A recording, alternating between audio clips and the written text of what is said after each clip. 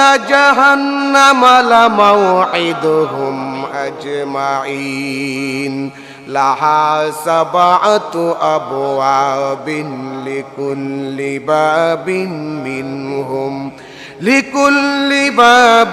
মিনহুম জুজউম মাকসুম।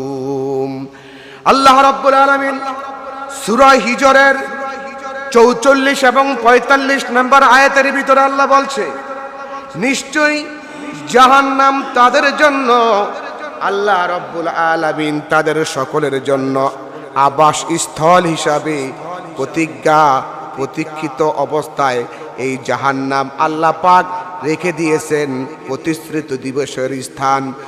অর্থাৎ যারা আল্লাহর দ্বীনকে অমান্য করবে, আল্লাহকে অস্বীকার করবে, তাদের জন্য জাহান্নাম আল্লাহ প্রস্তুত করে রেখেছেন।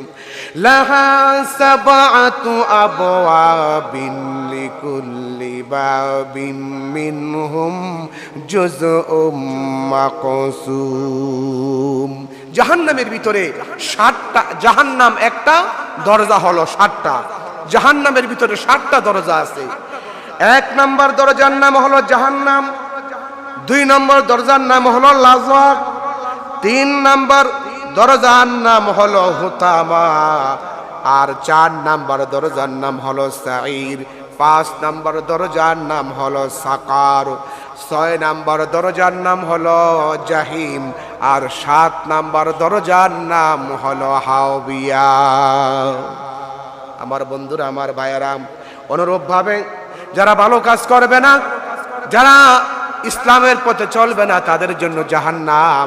আর যারা ভালো কাজ করবে, ঈমান আনবে আল্লাহর প্রতি, তাদের জন্য জান্নাত। আল্লাহ পাক কোরআনে কারীমের ভিতরে সুন্দর করে বলতেছেন, ইন্নাল্লাযীনা আমানু ওয়া আমিলুস সালিহাতি কানাত লাহুম জান্নাতুল ফিরদাউসি নুজুলা খালিদিনা ফিহা লা ইয়াবগুনা আনহা হিওয়ালা। নিশ্চয় যারা আমার প্রতি ঈমান এনেছে আর আমলে সালেহ নেক কর্ম করেছে, আল্লাহ পাক আমি নিয়ামতে পরিপূর্ণ জান্নাত তাদের জন্য রেখে দিয়েছি। খালিদিনা ফিহা, ওই জান্নাতের ভিতরে তারা চিরকাল থাকবে। লা ইয়াবগুনা আনহা হিওয়ালা।